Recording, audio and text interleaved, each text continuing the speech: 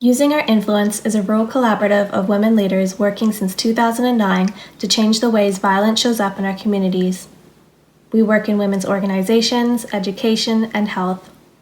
As Nova Scotians, we continue to struggle with the trauma of the mass shooting of April 18th and 19th. This terrible event was followed by a series of tragic incidents that added to our collective pain. All of this while we are in a state of emergency due to the coronavirus pandemic. We are women who work toward the goal of ending violence against women and girls.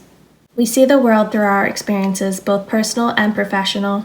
We understand that every person has their own experiences that shape their view of the world.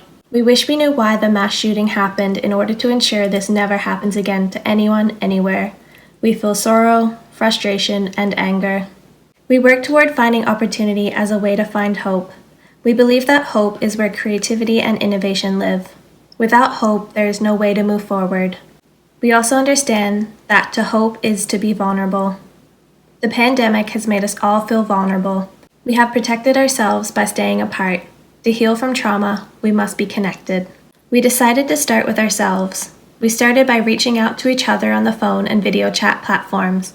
We asked ourselves, how do we turn the unspeakable into something we can proactively speak about? Restrictions have just been lifted enough that we can carefully gather with appropriate distancing to make this video. We hope you will find our observations helpful in your journey toward deeper understanding of why. Thank you for joining us to explore when each of us have been part of creating a space of safety and connection where experiences of violence against women and girls can be prevented, heard, or healed. I think the timing is right to have these discussions because with Portapic, with COVID and the isolation, there was a lot of despair going on. And you guys know I work with youth and I have 3 teens at home. I think we're not having these conversations. Either people are afraid to have the conversations or they just don't know what to say. To listen deeply, I think is quite vulnerable. It creates an opening, right? That moves you. You can't do that without feeling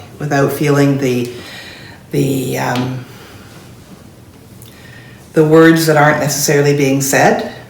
She had the courage and the safety and the strength to come forward and address some of the things that had been done to her. And she was on a journey of healing, I believe. None of us has all the answers, and none of us will ever have all of the answers.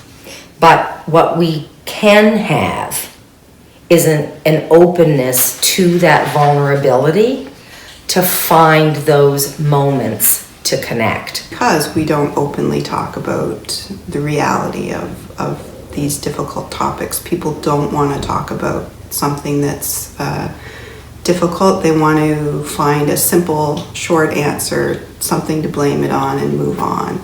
It's my hope that as I facilitate learning experiences with my young students, most of them are young, that I create an environment where they're able to start seeing the positive within themselves.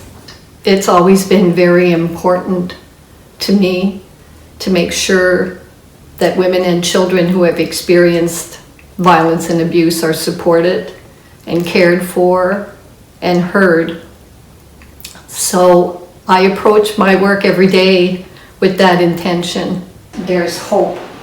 There's big hope in when you realize that your voice matters, that somebody is listening. That is hope. So as Nova Scotians, what do we value about how we come together when we're on our knees? Mm-hmm. I have a sense that in many ways our society's forgotten about the importance of storytelling, that to get together and share the stories, the vulnerability, and the stories of how we're doing, in many ways that skill has been lost. And what we can see in ourselves in those dark days, that is indeed the light. The presence of vulnerability and the importance of vulnerability in that forgiveness piece. If we practice that gentleness with ourselves and each other on a daily basis, then collectively we will eventually get better at handling those truly horrific things, because there are things that happen that are just tragedies.